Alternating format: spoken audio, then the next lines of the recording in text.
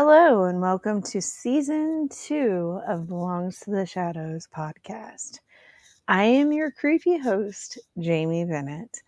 I haven't done this for a little bit. I took a little bit of a break during the holidays, and if you can hear in my voice,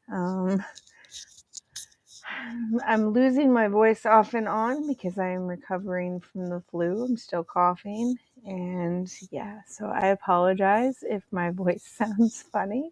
And as always, viewer listener discretion is strongly advised. I thought that I would talk about something that I happened to see on one of the groups that I follow on Facebook. Because I follow, strange and unusual events and things like that on Facebook. I'm in those supernatural groups because, it's a good place to share stories, and it's a good place to get story ideas. I'm not sure who shared this idea, but it led me to research it for this show. So it's the woman who vanished into the floor, the decomposed body stain of Margaret Schilling. So as always, I'm going to give credit where credit is due. I'm not sure who shared it on Facebook in one of those groups. So shout out to whoever shared this and led me down the rabbit hole into researching it. Because I thought that it would make a really good episode for Belongs to the Shadows. I hope all of you had a really good holiday season. I took a break for a while. I came back with a Halloween episode of this show after I went to Universal Studios. Me and my family are very, very grateful because we were gifted the opportunity to go to Universal Studios. If we wouldn't have been gifted that opportunity, there is no way, no how we could have gone, because let's face it, I don't get paid to do these shows. And yeah, if you want to leave me a tip or become a sponsor, or donate money, donate funds so that I can improve this podcast, that would be great, but you definitely do not have to. I do this for fun. I would love to be able to start making money off of doing what I love. I do have a bachelor's degree in mass communications, and I have been doing media and radio for a very, very long time. I have been a very creative person for a very long time. I do artwork, I do photography, I do podcasts, so it would be great to actually make money off of, to make somewhat of a living off of doing what I love. But I do this because I enjoy it. So you definitely do not have to donate. You definitely do not have to, tip me or anything like that. I never ask for that. But if anybody feels the desire to, it would be much appreciated. Without further ado, excuse me, my throat is very dry. I apologize. As always, I always look this up on the good old internet. And I am reading this for the first time while doing this podcast. So I am infamous for mispronouncing things. But hey, we all get a good laugh out of it, so it's all right. It's all right. It's entertaining. So here we go. Okay, yeah, they have the Facebook group post listed, so let's go into that and see what it says. Oh, it says the content's no longer available. I guess they deleted it for whatever reason. Oh, so I can't give credit for the person who shared it, but this is Historic Mysteries, and you can find it on historicmysteries.com /history/ Margaret Schilling, because that's the name of this individual that we are going to be talking about today. And of course, there's always pop-ups. Gotta love the pop-ups. So this is called Decomposed Body Stain of Margaret Schilling, and it was written by Jim H., and it was published on December 5th of 2015. I need to start wearing my glasses, I tell you. I'm aging myself here. I am aging myself. And if you don't want to read through this, like, I always put the websites and where I am reading this from down in the description, but they do have where you can listen to it if you don't feel like reading it. Okay, so he goes on to say, on the concrete floor of an abandoned mental hospital known as the Ridges, there is a stain in the shape of a human body. The stain marks the spot where a patient named or known as Margaret Schilling had died, after lying undiscovered for several weeks. The stain was created in the year of 1979 and has drawn much speculation as well as curious visitors. Forensic scientists recently tested the stain and determined it was caused by human decomposition.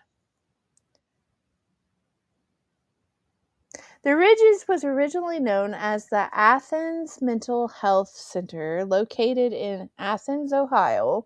There's also in Athens, Georgia. So that left me, it's kind of morbid for me to say, it left me excited for a second, but what was going on in my head was like, ooh, maybe I could visit it and do an actual show, but no. It's located in Athens, Ohio. It first opened in 1874. Large asylums like this were very common in America during this period because treatment mostly involved separating the mentally ill from society. Therefore, enormous buildings needed to be built to house all the patients. The Ridges could comfortably hold roughly about 550 patients. However, as the years passed, many more people were admitted to the asylum.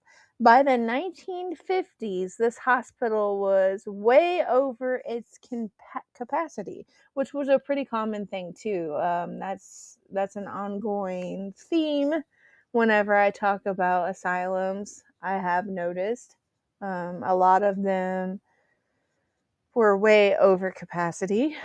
So close to 2,000 patients crowded the asylum. Even with all those patients, there were several wings and even entire floors which remained untouched and unrenovated as the years went by.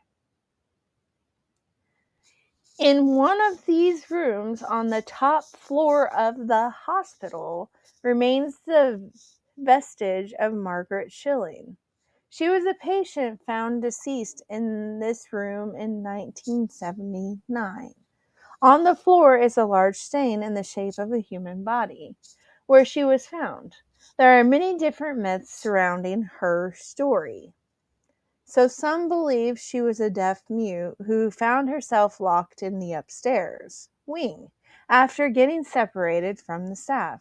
Supposedly, she could not call out for help and instead died slowly in the room all alone. So what happened to Margaret Schilling? Good question. So, however, in reality, she was simply a woman with some mental disabilities. Margaret managed to get lost, lock herself in an empty ward, and couldn't escape. She disappeared on the day of December 2nd, 1978, and found just over a month later on January 12th of 1979. She may have died as a result of heart failure due to exposure to the extreme cold in an unheated part of the ward. Interestingly enough, she was found completely nude.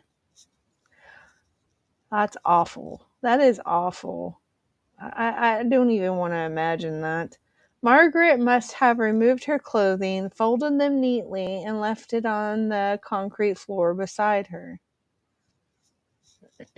A stubborn stain. When they removed her decomposing corpse, they discovered her body left a permanent stain on the concrete. It's believed the stain was caused by the body decaying, combined with the sunlight hitting her body in the process. Although there have been many attempts at cleaning and removing the stain, it has remained. That is terrifying. That's so terrifying. I feel so bad for her. That's awful. That is awful. So awful. Let's see if we can get some other facts from this particular story. So there is a YouTube video on it. All right, so let's look at this article.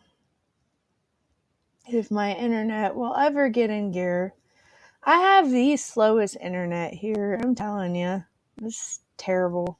Anyhow. All right, this comes from faxology.com/MMM podcast article /Lost Lady Athens Asylum, Ohio. So the Lost Lady at the Haunted Athens Asylum, Ohio. Let's see if there is an author of this. I am not seeing an author, so I will just put the link down below in the description so that we can give credit where credit is due. And there is also a podcast that you can listen to of this. Apparently it's haunted history, and it was written by Hector Navarro. Okay, so that's good. September 20th. It doesn't give the year, but there is a podcast on here that y'all are free to listen to. So on December 2nd, like I said before, 1978, alarms went off at the Athens Mental Health and Development Center. Police arrived as the staff gathered to draw up a plan to find a missing patient, Margaret Schilling. It would be 6 long weeks in the grueling winter before she was found, her body frozen in the attic of the same asylum where she was lost. But Margaret's story wouldn't be lost to history, for when she was moved, a clear outline of her body was left in the concrete underneath. Try as they might, no one was able to remove the stain her body left. Where Margaret spent the last 6 weeks of her life, it would be ingrained in the building forever. After the asylum closed, stories began to spread that the outline of her body wasn't the only thing the building had entrapped within its walls. And now Margaret would be doomed to wander the halls with the other spirits living in the Athens asylum. So, yeah. The asylum opens. History has not been kind to those suffering from mental illness. During the Middle Ages, many believed those suffering were beyond help or reason. Evil spirits were often thought to be the cause, with a popular solution being trepanation, a procedure where a piece of the patient's skull was removed in order to let the bad spirits out. It was not uncommon for patients to die from hemorrhaging or infection. Others who lived now had to add brain injury to their list of ailments. And of course, this is all in quotations. Like I said, I will give credit where credit is due, because that's how we do things here. Now I gotta find where I was. All right. Exorcisms became common. I've talked about that before on several of my podcasts. As the devil and demons were also thought to be behind such quote wicked illnesses. Those that responded well to the treatment would get to live, and those that didn't would be thought too far gone and executed, burned at the stake, or hanged, sometimes accused as witches. I've talked about that too. During the Enlightenment, the idea of mental illness being a byproduct of the supernatural began to fall out of favor. Unfortunately, it was replaced by the thought that those suffering were valued far less than the rest of society. Many were thrown into hospitals and chained to walls or beds in less than sanitary conditions. Those who had committed crimes were tossed into prisons and left to die without help. Brutal. Between the 17th and 19th centuries, the idea of hospitals solely dedicated to housing those considered mad or insane gained popularity. Here, doctors tried various forms of treatment among those attempting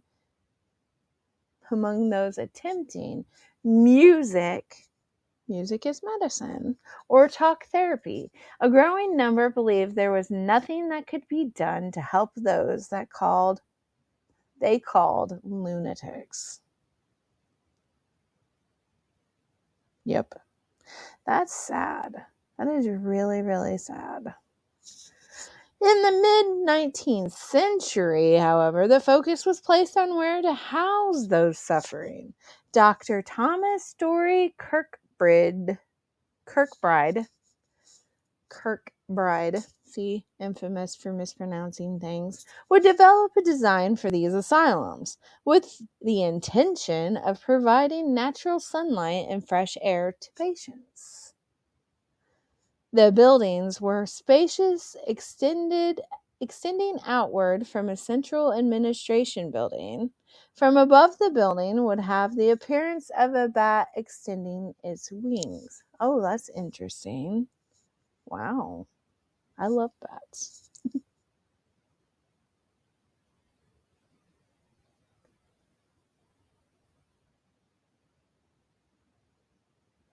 So to continue, like I said, I love bats. It's interesting that that's how the buildings were designed. So that's really interesting. I never knew that. You learn something new every day. The Athens Lunatic Asylum, after the United States Civil War, with many casualties and battles causing post-traumatic stress in the population, many new asylums were built using Kirkbride's design, one of which was the 141-acre Athens Lunatic Asylum, opening on January 9th, 1874. Within 2 years, the asylum was renamed the Athens Hospital for the Insane, and would go on to have several different names in the following 120 years. Yes, you heard that correctly. 120 years. From the outside, the asylum would appear to be operating efficiently as intended. Men, women were separated into different wings and would be taught skills to help in making the asylum more self-sufficient as possible. Dr. Kirkbride believed an effective form of therapy was doing skilled labor out in the fresh air, leading to the asylum having livestock, greenhouses, a dairy barn, and a steam plant to generate its own heat. The asylum grew from 141 acres to over 1,000. But as the decades went on and the treatment of those with mental illnesses became more inhumane, the asylum gained a new reputation. By the mid-20th century, the asylum was overcrowded, containing an occupancy over 3 times its intended amount, with almost 2,000 patients at any given time. Rumors began to spread of the understaffed asylum resorting to violence and torture to maintain order and dish out punishments. Malpractice and murder. Reports of malpractice and murder loomed over the asylum, yet many still admitted their suffering family members into its walls. Men, women, and children were thrown in and forgotten by their families, even when they died, their bodies went unclaimed and their names were lost to history. It's so sad. The grounds contained 3 graveyards, but due to budget cuts, the stones contained only numbers until the 1940s. Of the 2,000 buried, 300 are still unknown today. Within the asylum, the treatments also reflected the inhumane punishments. Over 200 transorbital lobotomies were performed in the asylum in just 4 years. That's crazy. The procedure involved inserting a long metal pick between the eyeball and eyelid of a patient until it reached the bone of the eye socket.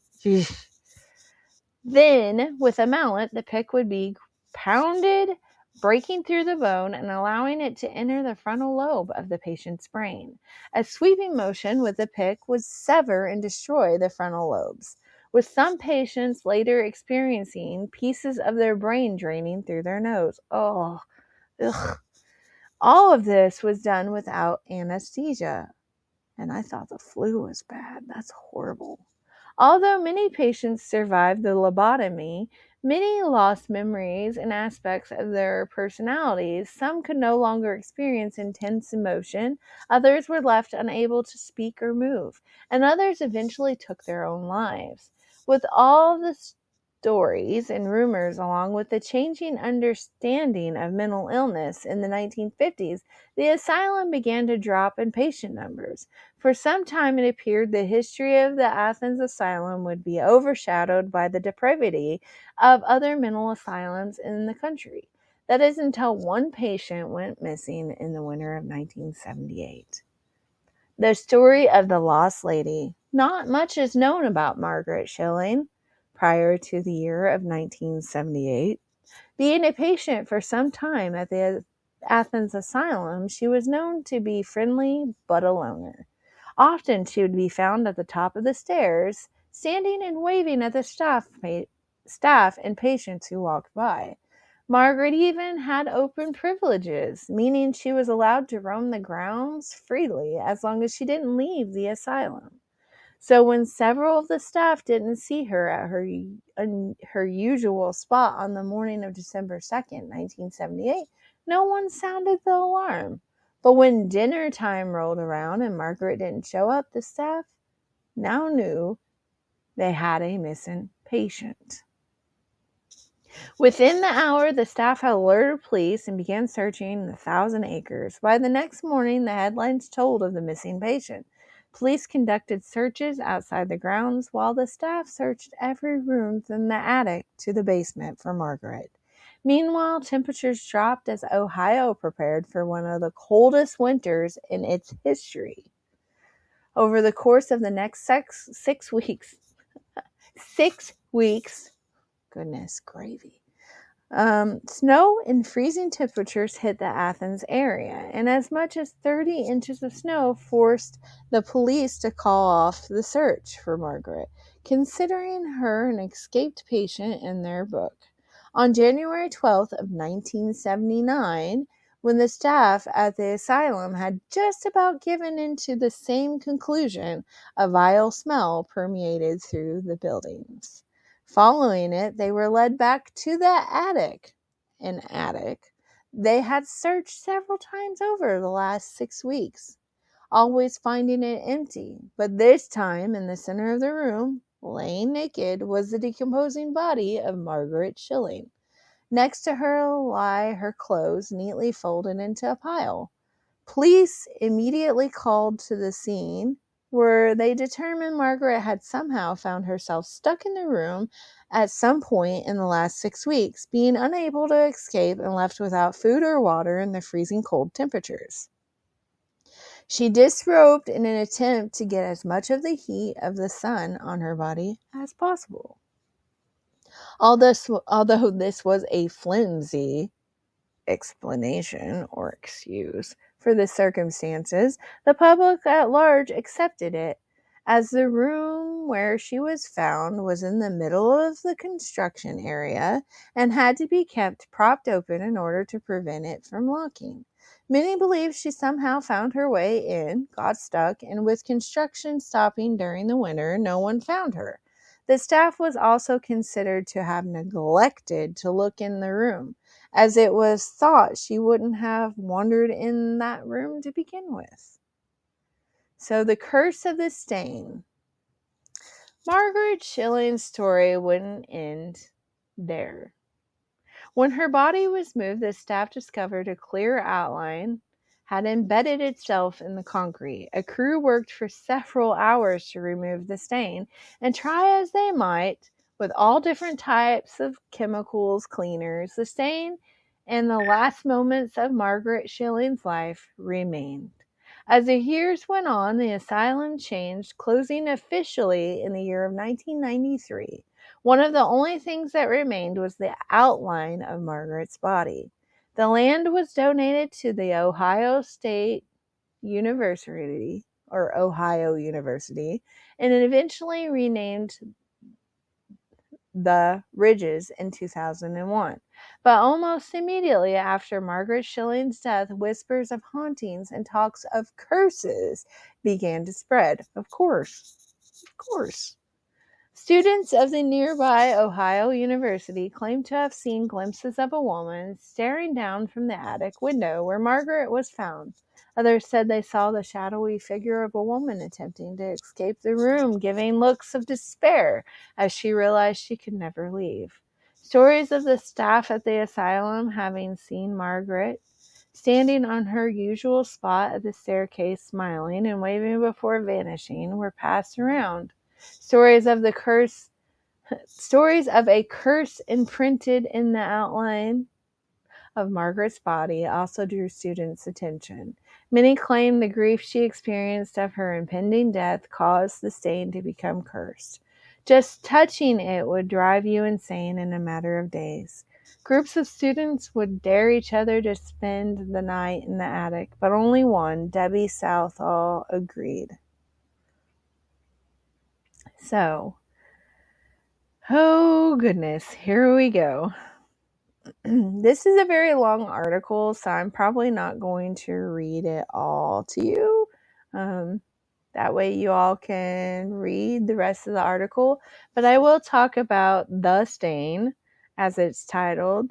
And so on Halloween night of the year 1979, Debbie gained entry to where Margaret died and even touched the stain left by her body. The next day, something came over Debbie. Her personality had changed dramatically, becoming distant and enraged at the slightest provocation. Her friend, Susan Harrington, later claimed to have witnessed items moving around on their own and an inhuman, shadowy figure appearing to her and Debbie. After this, Debbie became even more distant, locking herself in her room and refusing to come out for days at a time. After an especially long session locked away, Susan broke into her room only to find Debbie had taken her own life, her body decomposing, leaving its own stain on the floor. As the story of Debbie's possession spread, others started to see more spirits inhabiting the old asylum. Today, many claim to see strange lights and figures roaming the graveyards, along with hearing disembodied voices coming from the empty halls and terrifyingly the sounds of patients screaming in pain and echoing at night. But by taking a closer look at the stories surrounding the patients at the Athens Asylum and the curse of Margaret Schilling, we can start to reveal the true stories underneath. So, it goes on to tell you more about Margaret Schilling and, digging deeper into this story. But I am not going to read any more of this story to you. I will leave the link below. I hope you all have enjoyed this episode of Belongs to the Shadows. I'm a little out of practice. Like I said, I took some time off to spend the holidays with my family, and then I had the flu, and my husband as I've said before, has been diagnosed with early onset Parkinson's. He was diagnosed last year and officially diagnosed in July of last year. He is not very old, he's below the age of 50. So it has been a journey maneuvering life, not how we planned, but just having to maneuver life a little bit differently than we had planned. He's doing okay. He's going to be seeing a movement specialist in Atlanta. Yeah, I live in Georgia. For those of you that do not know, I live in Georgia. But he's going to be seeing a movement specialist in Atlanta at the end of this month. So we really, really hope that the movement specialist can help him. In however way they can help him. Parkinson's is not completely understood. And just because, one person has Parkinson's doesn't mean that their Parkinson's journey is going to be the same as somebody else who has been diagnosed with Parkinson's. Everybody who has Parkinson's have different journeys. It's not all the same. And I will be talking about that on my show, The Warrior Within, when I bring it back. My husband's going to be talking about his journey with Parkinson's. And I'm going to be talking about my perspective as the wife of somebody who's been diagnosed with early onset Parkinson's. It is scary. It is something that has stressed me out. I do worry about him, but he seems to be doing okay. Considering the circumstances, he seems to be doing okay. And like I said, we did get to go to Universal Studios with our daughter, and we got to spend some time there. It was an adventure that we're very thankful that we got to have, and we enjoyed ourselves. And that's, got to meet up with one of my friends who has shows that he does on Cosmos Creative Television. So I will put a link down to one of his shows, or a link to Cosmos Creative Television if you want to check him out. He has some really good shows. Rory Penland. Shout out to Rory Penland. Very, very nice human being. And it was such a joy to get to meet him in person finally. We worked together on Cosmos Creative Television for several years. So it was really, really, it was so wonderful to get to see him in person. It's really wonderful.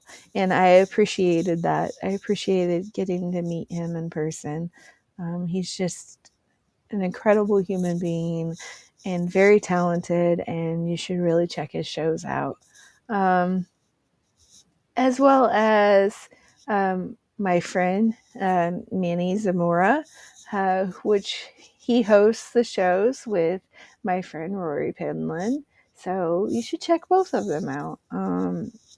Manny Zamora actually does comic books, graphic novels, or comic books, whatever you want to call it. I know there's an argument people have. They say it's a graphic novel, it's a comic book, whatever you want to call it. I'm not going to argue. Anyhow, I hope you all enjoyed this episode of Belongs to the Shadows. If you have any show ideas, please drop comments. Drop comments, because I do read my comments and I try really hard to respond to my comments. And yeah, until next time, stay creepy.